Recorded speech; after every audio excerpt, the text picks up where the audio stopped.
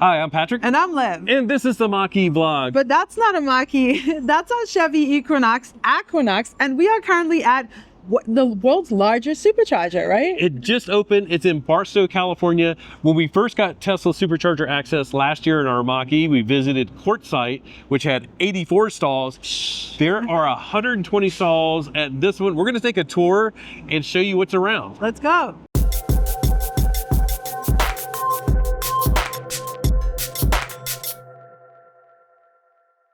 This video is sponsored by EV Vita, creators of mods and accessories for all EVs and exclusive resellers of best EV mod accessories with direct customer support.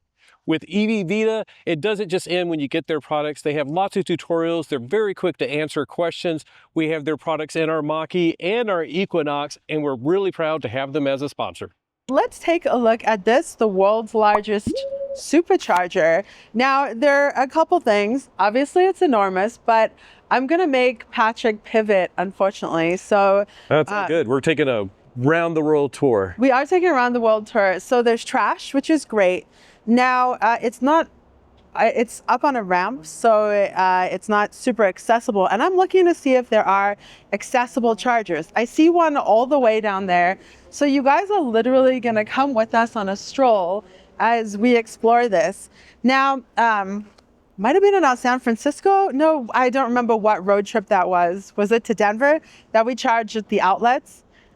It was to Denver. To Denver. We edited it later, but it felt like it was so recent. That was a great one. There was tons of bathroom, tons of amenities. There's not that much stuff right here, unfortunately, but we do have 120 charges, and there are porta potties. Porta potties, that might be for the construction crew. Probably. Because literally this just came online within the past couple of weeks. I don't think they're gonna leave those out there. Probably your best bet for a bathroom would probably be the Circle K, which is we're pointing at right there. It's up the hill a little bit. Or I believe down this way, there's a couple buildings down there. I think one is Barstow Burger or something like that. Sounds like it's pretty good, but I don't know their hours. Yeah, but either way, you do have to schlep. So let's just take a walk down there and let's see what it feels like. I'm looking also for window washing fluid, window wiping, which is my favorite thing to have. Obviously, our ultimate comparison is Rove Charging in Santa Ana. We love those guys, and their facility has a ton of good stuff, a ton of amenities, car wash, squeegees, trash, all that good stuff, even a puppy pad.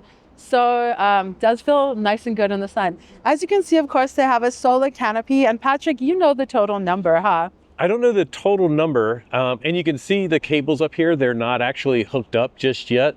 But Tesla Supercharger, the account online, said that when it's fully comes online, there's going to be 495 kilowatts of solar energy. Of course, that's peak.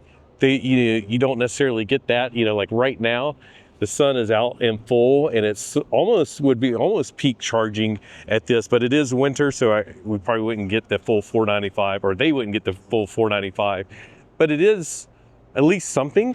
But the other big advantage is that you're getting a little bit of shade out here because it gets really hot in the summer, of course, depending on time of day. The other thing is like, I believe, I'm not sure, I'm not a solar panel expert yet, but I believe that it can get a little bit of return energy from the pavement. So even though they're faced up, it gets a little bit of the energy from the pavement, the solar energy bouncing up. That's pretty cool. But let's take a little stroll back down. Now we are standing in the sun, so it's easier for you guys to see, but there is a whole chunk of shade. And like Patrick said, that's so important. The summer road trips that we've done, you are just baking, especially if you have to go walk somewhere to go to the amenities or whatever. You want as much time in the shade or as much covered area on this pavement. You're doing a great job walking backwards? By the way. You know, you jinxed it saying that, and now I'm just going to wipe out. Why don't we switch? Let's switch for a second, because these are version 4 cabinets or dispensers, but they are not version 4 cabinets, so that's coming at a later time. But we're going to turn this way so that you can sort of see. A couple of great things about this is, like, one, it has a screen here. Let me take that out. It's just plug in to charge, but there's like a little bit of info, and it's saying 50 cents per kilowatt hour. I might have to correct my, yeah, I'm not sure. Not member. Yeah, I don't know if that's member or non-member rate. And then you have idle fees of $1 per minute. We'll check in the app. And if you need instructions, there's a barcode here. I tend to try to ignore barcodes on things like public chargers because somebody could like make a duplicate barcode that redirects you to a malicious website. So the best thing is like, it's Tesla. Just download the Tesla app. The other thing that you'll notice in here is that it looks like one of the Tesla adapters is in there. This is what is called a magic dock, if you're not familiar with those. They're not all on V4. There are some V3 stations that have magic dock, but a lot of V4s, not all V4s have the magic dock. And let's see if I can get it to actually release it. Let me put this back in first. Supposedly if you hold this for 2 seconds, nope. I may have messed it up, so it's not gonna dispense. Or actually, they may not be active yet. That's the other possibility. Oh. Yeah. So I think this is still requiring adapters right now. And what Tesla has done with some of these ones that are magic docks, they put them in operation for a little while. Once they make sure everything is working well, then they will enable the magic dock.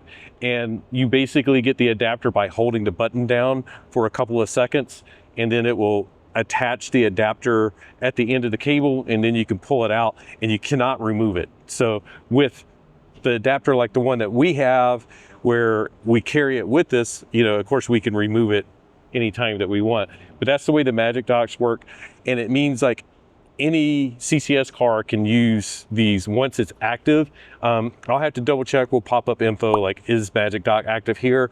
Yes or no. But it gives a lot of flexibility. The other thing to note here, and I'm not sure exactly, let's go down to this one here.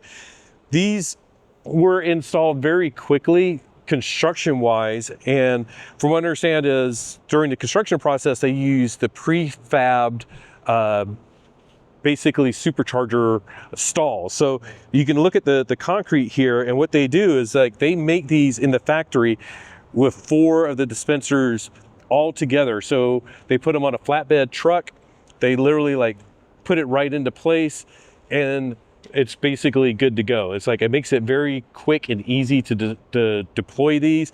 And another way that Tesla is reducing costs in building these big supercharger sites. Of course, the cabinets are back here. You've seen several of these as we've been walking through. Again, these are the still the older cabinets, basically like V3 cabinets, but the V4 dispensers.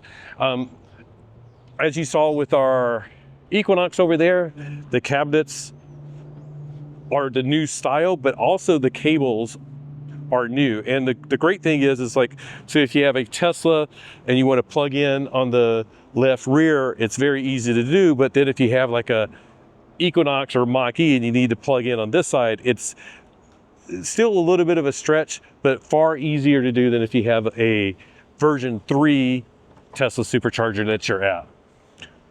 If you're not familiar with these V4 stalls, they are capable of 250 kilowatts, and I believe Tesla is doing some stuff that's enabling it to go faster for Cybertrucks because they have higher capabilities on the Cybertruck. So exciting news for Cybertruck owners. Everybody else, we're still capped with 250, but for like the Equinox, we're capped at 150, and as you previously saw, we are limited to about 131 kilowatts. With the Mach-E 159, I think with the Lightning, for example, I believe some people have gotten like 166 out of that, so pretty cool. The other things to note, I guess, let's see, let's go down here. We'll hit the handicap spots real quick and take a look at those. Did you see the lighting? Is there lighting? Because they have the temporary solar lighting rigs. Yeah, I think there's going to be lighting. I think they just haven't finished off the site just yet. Because like none of the solar panels are plugged in. And I don't see any lighting stuff around there, but I'd assume they'd connect quite a bit. Cool, the handicap one. So here are the handicap ones, and I think the good thing is, let's see. One has a light in front of it. Yeah, this is actually excellent because it's down here on the end. Hopefully less people will come down here and just use them, on the off chance of like it's just the one they're going to plug into. But the other thing is, so they have the path, and this is like sometimes the missing detail. They'll put a handicap spot, but then you have to like go in the road to get to the store. But it looks like they put the path here, goes across the drive-through, but it looks like it connects to the sidewalk for, again, I think that's Barstow Burger over there. So and the trash is not on a step, which is great. Yeah. This is what we're looking for. So this is a good spot. I like it. So it's pretty well thought out for the most part. The two things that I think are missing that would make this a really good spot for travelers are closer bathrooms, 24/7 bathrooms, because I know that's probably not 24/7, and something to wash your windshield quickly and easily. So yeah, but other we than really that, need that now. By the way, IHOP might be 24/7. I don't know. We'll have to check it up. This is a bummer, a peeve, an annoyance. There are items in the handicap parkings. Now that is just handicap parking, but there are items over there. And there are items over here. So that's actually the handicap charger. So it's something that you see in a lot of places is the handicap parking, the handicap charging, or the handicap restrooms even. Should I flippity flip? Yeah, sure. Hang on 1 second. So that is a peeve. It's something that you see a lot is those facilities being used for storage of items.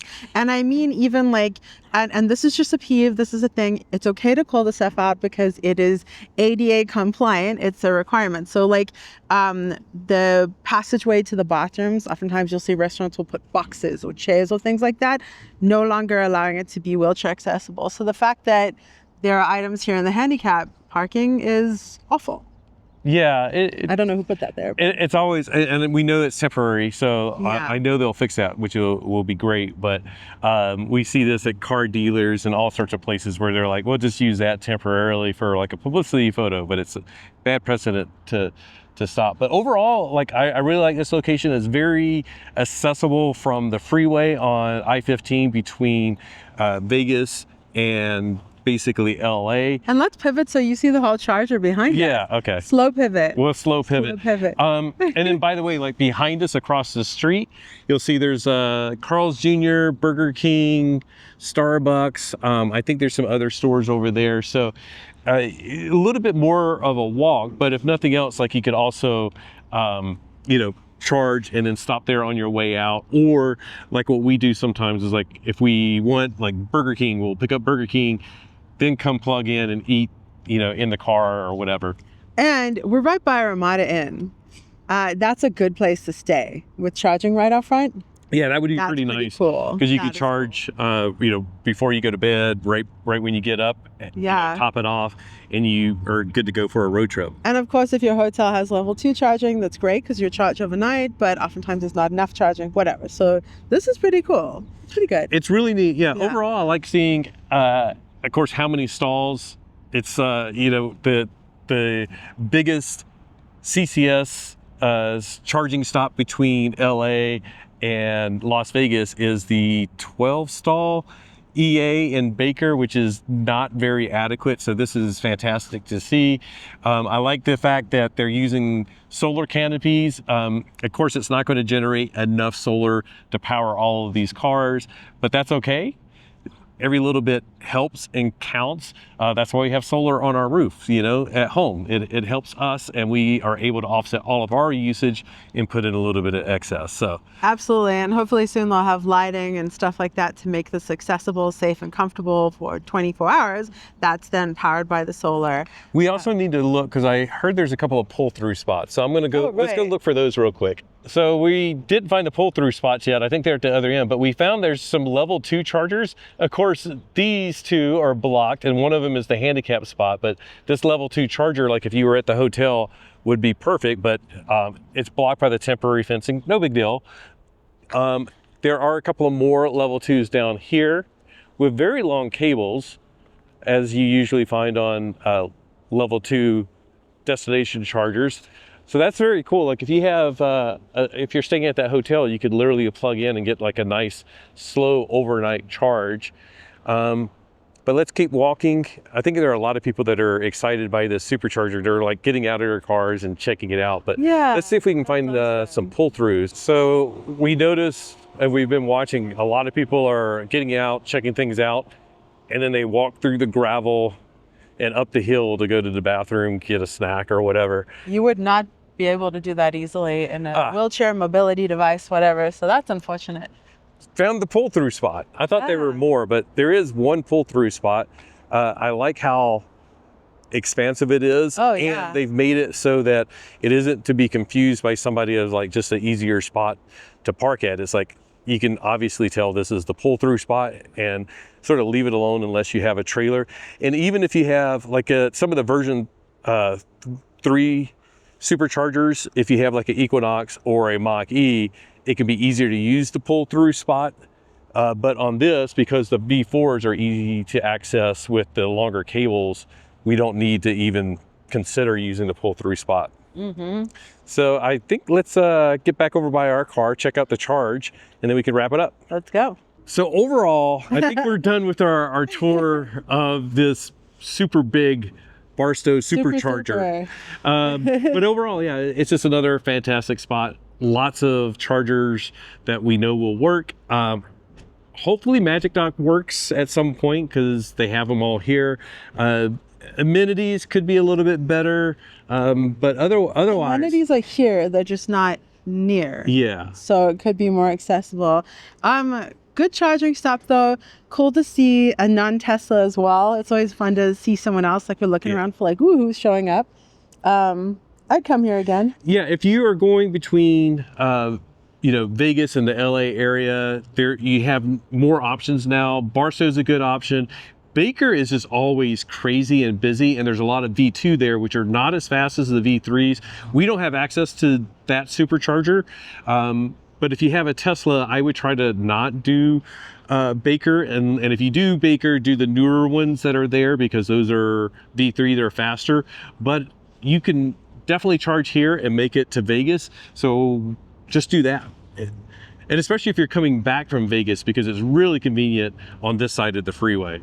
Yeah, absolutely. And I was just trying to remember, because the Magic Dock chargers at Rove, they weren't online right away, were they? So. No, yeah, exactly. They usually, I think what they do is they work out the bugs, make sure everything's working before they open it up to everybody, and know how busy it's going to be before they open it up to everybody.